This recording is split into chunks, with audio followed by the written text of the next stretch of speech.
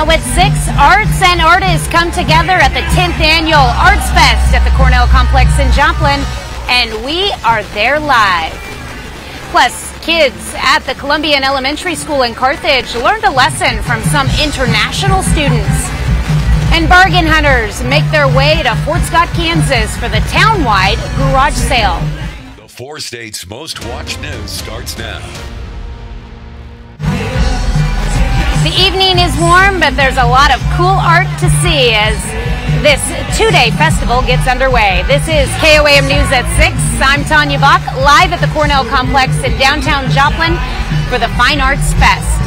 The Downtown Joplin Alliance teams up with Connect to Culture, Post Art Library, the Spiva Center for the Arts, and the Joplin Regional Artists Coalition to put on this annual event, which is now in its 10th year, but only in its 2nd at the Cornell Complex.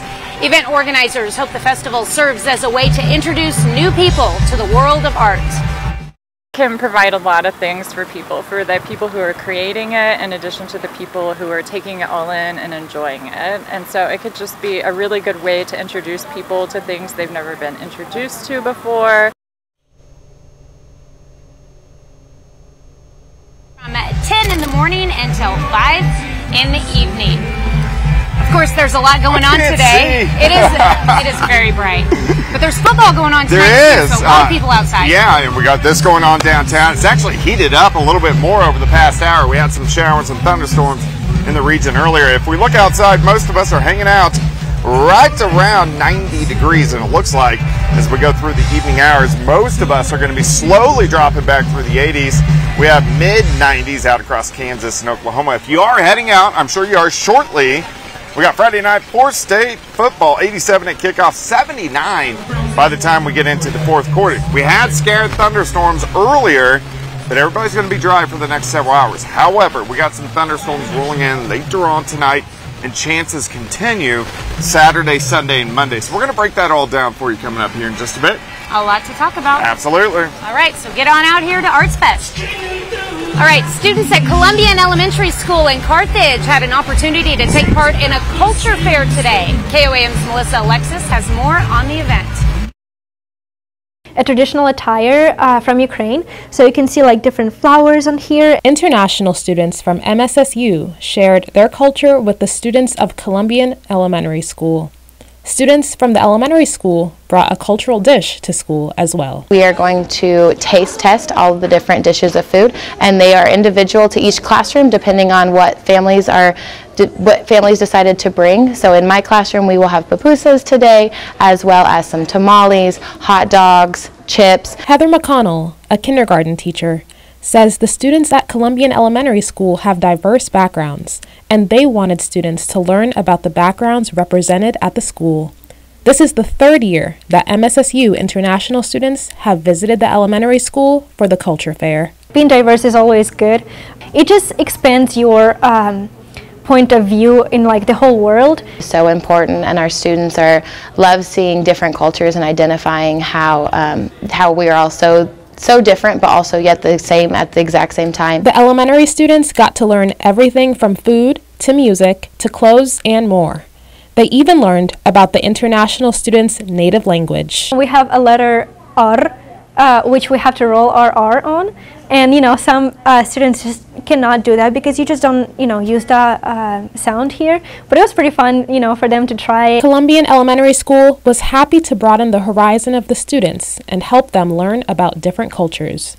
Reporting in Carthage, Melissa Alexis, KOAM News. The elementary school students got to learn about customs from Saudi Arabia, Nepal, Ukraine, and Korea. More than 200 people can now call themselves United States citizens. The Fort Scott National Historic Site hosted a naturalization ceremony for the new citizens from 57 different countries. And those who were naturalized were also given the chance to register to vote. One new citizen says it has been quite a journey. It's been a journey of 20 years, learning more about the American traditions, learning more to accept others, learning more what does freedom and democracy means. The oath of allegiance has led to American citizenship for more than 220 years. Bargain hunters from across the 4 states made their way to Fort Scott today for the annual fall townwide garage sale. Hundreds of items across dozens of neighborhoods made their way out of closets and attics today. Local businesses also got in on the event by advertising and offering deals and coupons on the upcoming events and new offerings. This 2-day event wraps up tomorrow at 5 p.m. Well, it is a very special day for fans of The Lord of the Rings and the Hobbit series in Joplin. September 22nd is Hobbit Day, celebrating the shared birthday of Bilbo and Frodo Baggins. The Joplin Public Library decided to celebrate a little bit early. The library had themed crafts, games, and activities based around the popular series, and people of all ages were welcome to take part in the festivities. Many families took to celebrating the occasion together. The series is pretty popular, so we try to hit the big, fan series days here at the library to bring people in and kind of show them some of the fun stuff that's happening in the library. We also do events for Star Wars Day and Harry Potter Day as well. The library has celebrated Hobbit Day for several years now, and they plan on continuing to do so in the future. Well, if you like spacey robot art, stick around. We've got an interview with Denise Marta-Birch from Ridgeline Arts in Arkansas when we come back. Welcome back. We are live here out at Joplin Arts Fest at the Cornell Complex. We've got awesome music in the background. More than 35 vendors are set up with artists displaying their works in their booth, and I'm meeting with one of them right now. Denise Marta-Birch, thank you for joining me. Thank you very much. Now, Denise, I've noticed something very interesting about your work. It all has a space theme. That's it, yep. Anything that is on the Earth has a moon, and the rest are all in the outer space.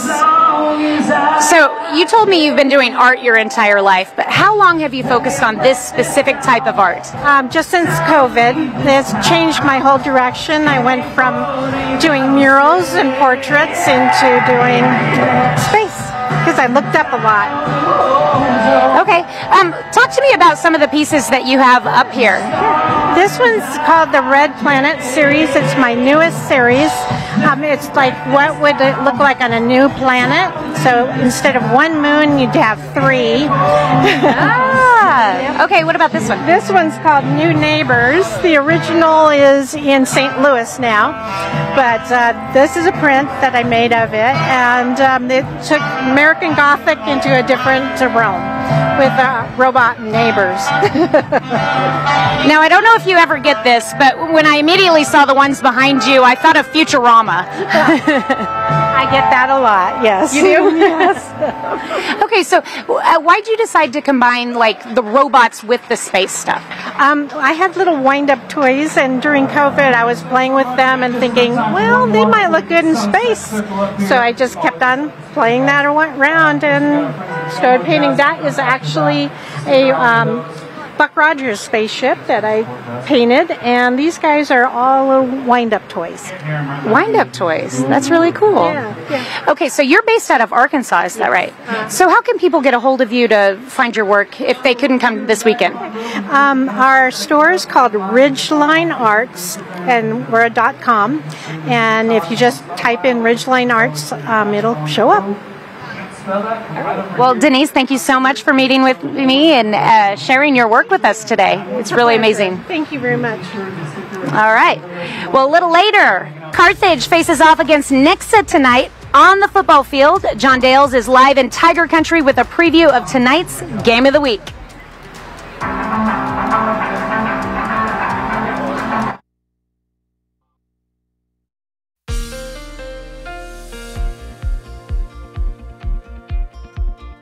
Well, of course, it is hot out here. We are live at the Cornell Arts and Entertainment Complex for Arts Fest, which kicked off today. Of course, we got bands going on. A lot of people walking around. It's actually turned out to be a nice night, just a little bit on the hot side. Plus, it's Friday night, so a lot of people getting out doing some high school football. If you are, I'm sure you're leaving shortly.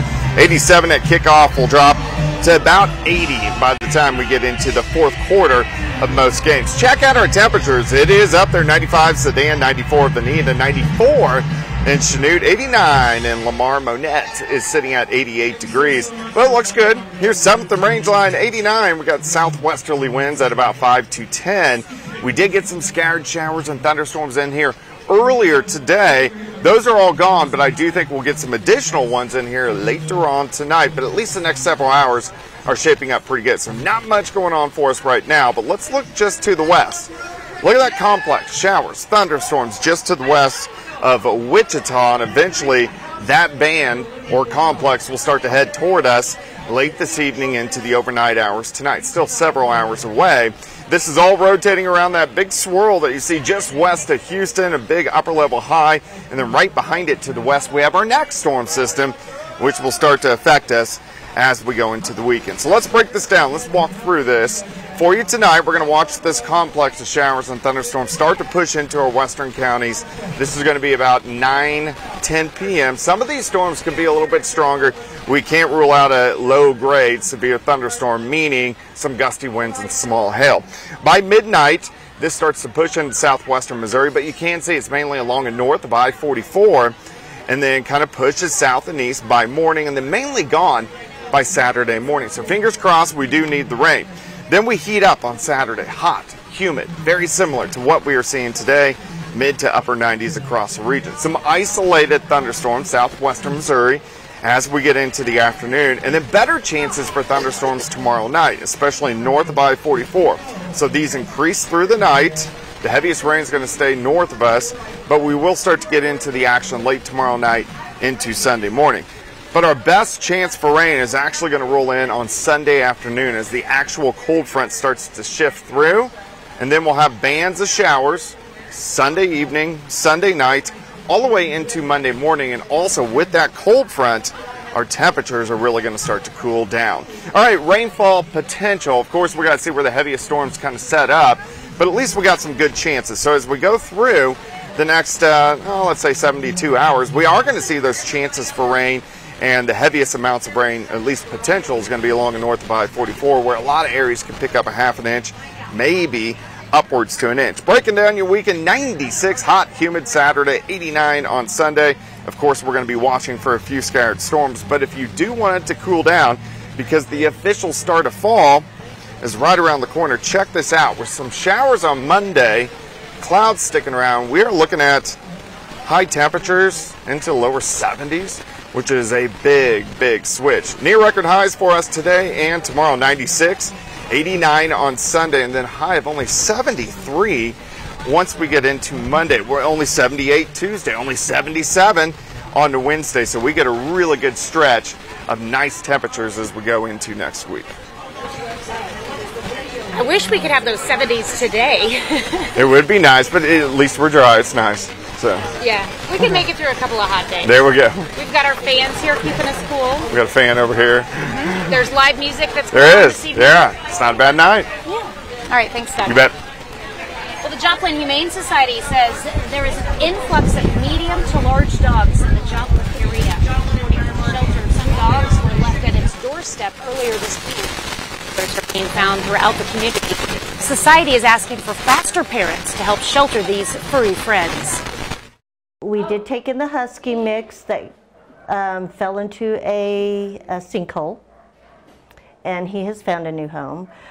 We did have some puppies that were abandoned up front, and that did not go well. We'll have more on this story tonight on KOAM News at 10. Still ahead, John Dales joins us live from Carthage High School for our high school football game of the week.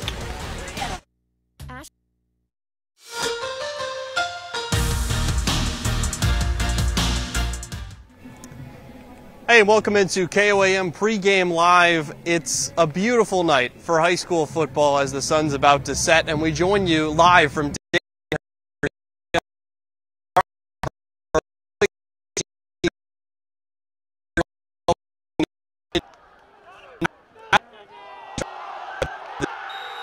Fumble on the play.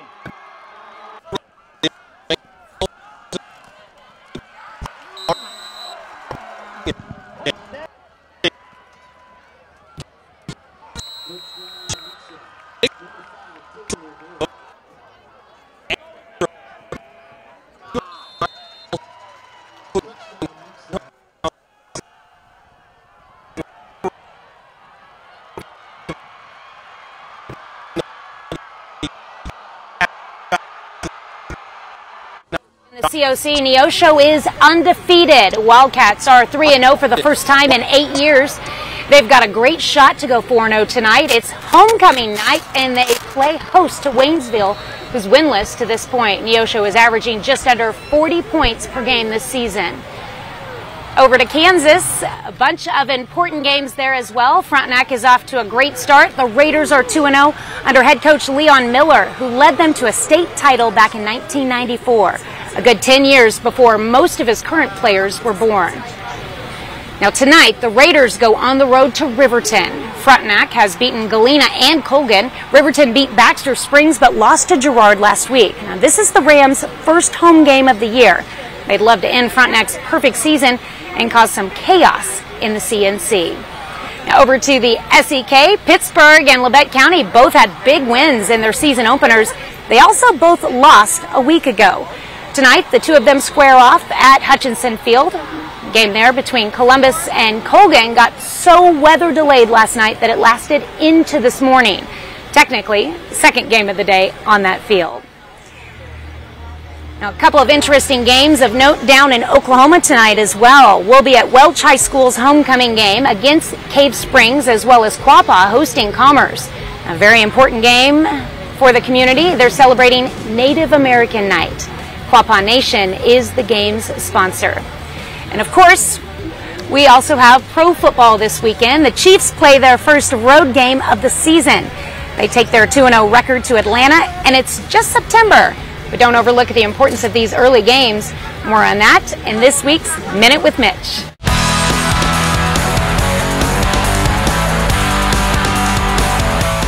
When will the NFL learn that March, April, May, June, and training camp are all important? Fast September starts are usually the product of emphasizing the spring and summer months of preparation. Many players want to skip these steps. Aaron Rodgers of the Jets missed mandatory minicamp to go to Egypt for vacation. Consider this. Andy Reid is 29-9 in Septembers as head coach of the Kansas City Chiefs, and he has 5 undefeated Septembers in that span. Patrick Mahomes is 17-4 in September in his career with 59 touchdown passes. Contrast that to last week's opponent, Cincinnati. The Bengals, the past 6 Septembers, have the worst record in the NFL in 55 seasons. Every workout, every minicamp, every training camp matters. Just ask Andy Reid and Patrick Mahomes on this Minute with Mitch. The Minute with Mitch is brought to you by Como Jewelry in Joplin and Pittsburgh. Games I mentioned and much more. We've got highlights tonight here on KOAM at 10:15 and our 30-minute show Press Box on Fox 14 tonight at 11:30. For now, that's it for sports. We're back after this. Of course, we are live out here at Joplin's Art Fest at the Cornell Complex. Again, it's the 10th year for Joplin Arts Fest and the second year having it here at the Cornell Center. And taking the stage in just a little bit is Sunset Circle. Playing later tonight is Jomo Jazz, and there'll be lots of music all tomorrow as well. Thanks for watching. We'll see you right back here at 10. Have a great Friday night and an even better weekend.